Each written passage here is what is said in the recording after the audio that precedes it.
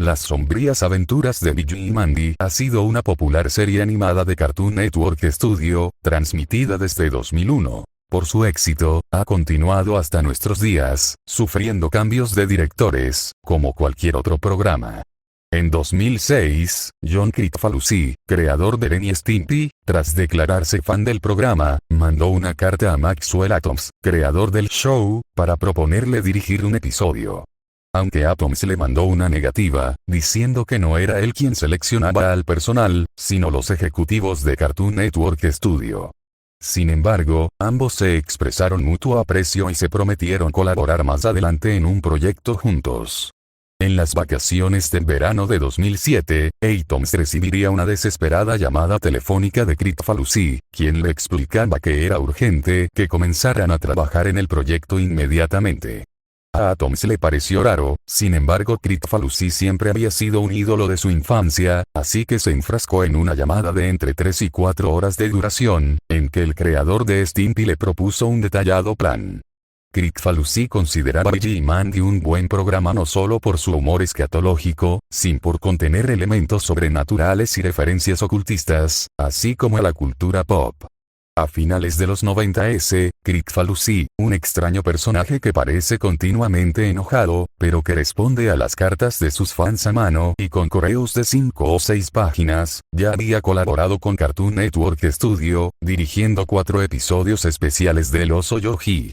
CN, como todas las demás televisoras especializadas en dibujos animados, conocía la peligrosa trayectoria de Kricfalusi, pero como era una época en que el interés en los dibujos animados iba en descenso, aceptó el trato a regañadientes.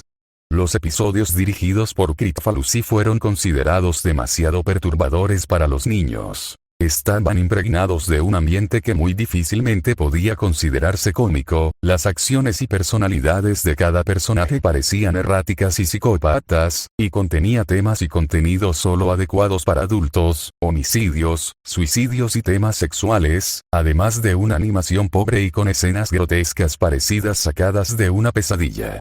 CN, sin embargo, transmitió los 4 episodios una única ocasión, y con mínima publicidad, en un horario para adultos, 1 AM. Luego de eso no se supo mucho sobre John K., solo que tuvo una serie animada de superhéroes llamada Derry Pin Friends, que debutó en Music Televisión y fue cancelada muy pronto por ser en extremo perturbadora y a últimas fechas, se lanzó una nueva serie de Ren y Stimpy, exclusivamente para adultos, que iba aún más allá del humor violento y grotesco de la serie original, por lo que recibió fuertes críticas. Atoms desde luego conocía todo esto, y no se sabe si fue el miedo o el respeto lo que lo inspiró a continuar con el plan de Kricfalusi. 2 semanas después de la llamada, Atoms recibió un paquete sellado con la firma de Kricfalusi.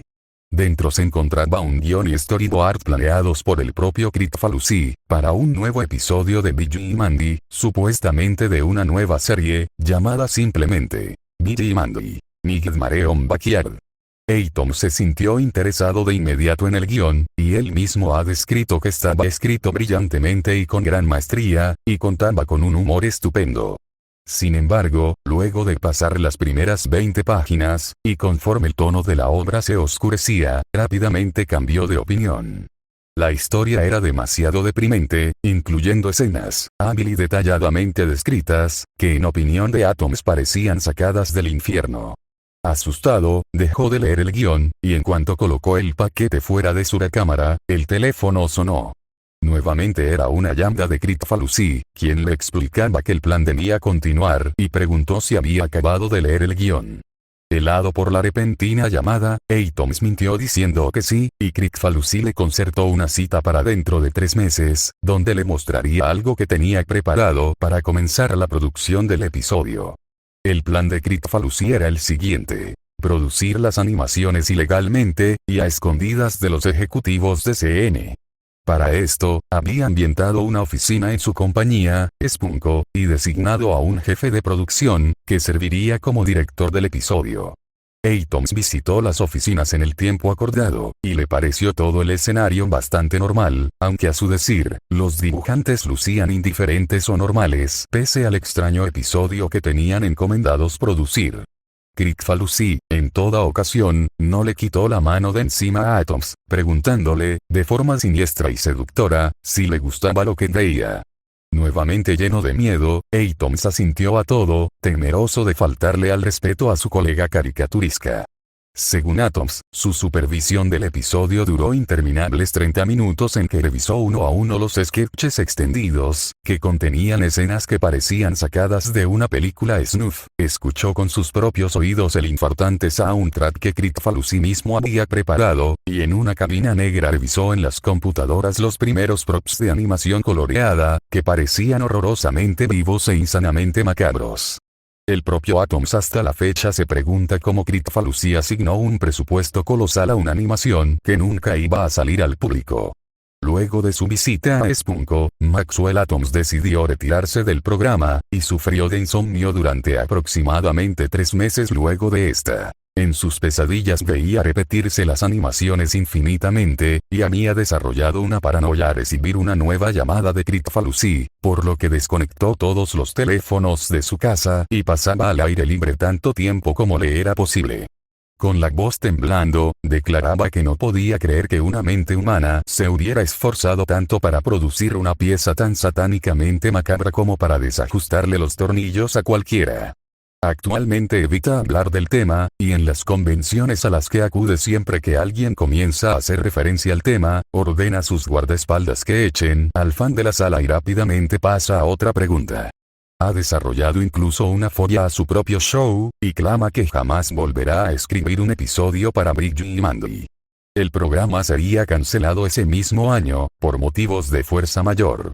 Por medio de su Twitter, Kricfalusi anunció a principios de 2009 que tenía preparado para los fans un secreto oscuro que estaba listo y cocinado en su site, con lo que se dio a entender que el episodio finalmente había concluido producción.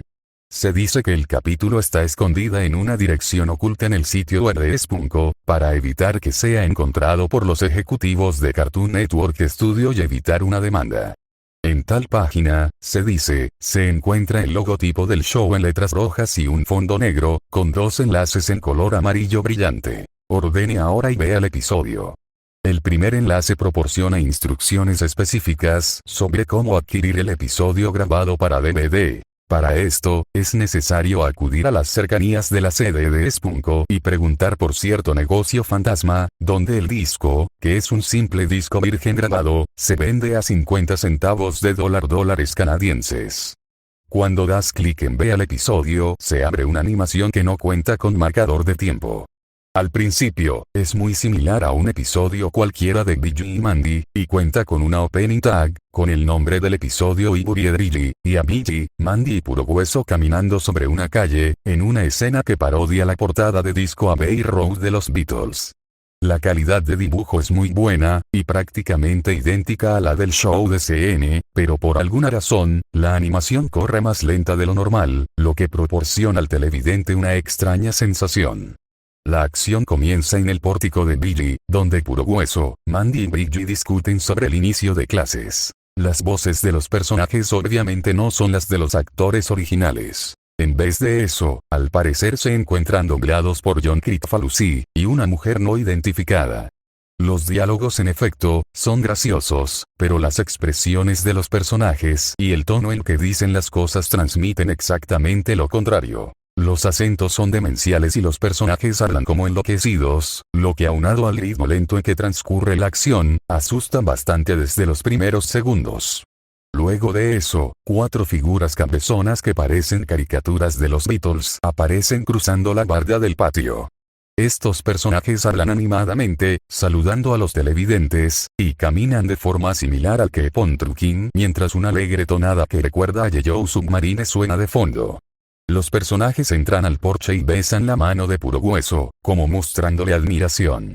Billy y Mandy preguntan algo. A partir de ese momento, nuestro informante tenía tan crispados los nervios que decidió apagar el sonido, y en ese instante, el Beatle parecido a Paul McCartney se arranca la piel y queda desollado vivo, en una toma quieta similar a las de Ren y Stimpy, pero grotesca y detalladamente animada. El personaje chisporrotea sangre y los ojos, saltones y desorbitados, parecen gotear pus, mientras al fondo parpadea una pantalla roja insoportable, durante retorciéndose más de 2 minutos. Ahora Puro Hueso tiene una sonrisa totalmente diabólica. Él y los demás Beatles rodean a Billy y Mandy, quienes lucen preocupados. Un círculo de fuego surge alrededor, y Puro Hueso toma a Billy de forma violenta. Billy parece llorar de terror, y entonces Puro Hueso lo desnuda con su voz y comienza a sodomizarlo con el arma, de una forma totalmente realista, mientras maldice de forma exagerada. Mezclando de forma extraña el humor negro con escenas simplemente diabólicas, la escena dura mucho más de lo soportable, con varios acercamientos violentos en varias tomas. Mandy parece dispuesta a pelear, pero los Beatles dicen algo, y el escenario comienza a girar y a convertirse en el mismísimo infierno. Escenas desquiciadas de cadáveres, dibujadas de forma bastante rápida, demonios y escenas de tortura se alternan en la escena. Los Beatles restantes se transforman en bestias mutantes de formas terroríficas. Puro Hueso parte a Mandy por la mitad con su guadaña, desnuda el cadáver y la sodomiza una y otra vez, ahora con un rostro de oscuro placer, en medio de escenas parpadeantes, para terminar eyaculando borbotones de sangre de Mandy, mientras el cadáver de esta explota, arrojando sus vísceras por todas partes. La persona que, asegura, vio el video, no puede contar mucho más después de eso, pues asegura que se encontraba demasiado alarmado, y no recuerda qué hizo para distraerse, o si simplemente cerró los ojos, pero asegura que hay cosas que no quiere recordar del video. Pero parece que luego de eso comienza una especie de escena de aventura, con Billy y Mandy vivos de nuevo, aunque todavía desmembrados y seriamente lesionados, enfrentando alguna cosa en el infierno, incluyendo escenas de distintos demonios, muy originalmente diseñados, efectuando varias acciones maniáticamente animadas. La escena corta al negro durante unos 5 segundos, y gradualmente se comienza a encender la luz. El ángulo es de una cámara, estilo intro de James Bond, con manchas digitales cubiertas de sangre, que empieza a enfocar a Puro Hueso y los Beatles restantes, en expresiones quietas y muy escalofriantes, posando de una forma similar a la portada del single Yesterday and Today, pero adornados con los restos de los cadáveres de Billy, Mandy y Paul, y con un paisaje infernal de fondo. Las expresiones en esta escena son tremendamente perturbadoras, con Puro Hueso y los Beatles imitando las sonrisas aparecidas en el álbum original, pero exageradas al límite de lo grotesco e inquietante. La escena permanece así durante 1 minuto, y vuelve a cortar. La escena final comienza haciendo un picado sobre el centro de una ciudad. 2 personajes indeterminados, pero que por sus rasgos, parecen ser caricaturas de 2 personas reales, tomando una malteada en un café. Los últimos 3 o 4 minutos del video son tremendamente diferentes al resto del episodio, tratándose de una serie normal, sin ninguna clase de elemento horroroso. La escena es bastante lenta, pero corre a velocidad normal, y consiste simplemente en los 2 personajes hablando y hablando, con reacciones variadas, tranquilidad, argumento, preguntas, sanamente cómicas. El televidente volvió a subir el volumen, pero no alcanzó a escuchar gran cosa. Al parecer los personajes discuten sobre caricaturas y hablan citando varias frases de canciones de los Beatles. La frase final termina con uno de los personajes diciendo, "Un rapper como Stotón". Entonces la imagen se cierra con un círculo negro, típico de las caricaturas viejas, y aparece la palabra fin, junto a una caricatura súper deforme del Paul despellejado, todavía muy perturbadora, vestido de ángel, sollozando y murmurando algunas cosas. El programa termina, y aparecen algunos créditos, dirigido por John Kricfalusi y Maxwell Atoms, entre otras cosas, finalizando como si de cualquier show se tratara.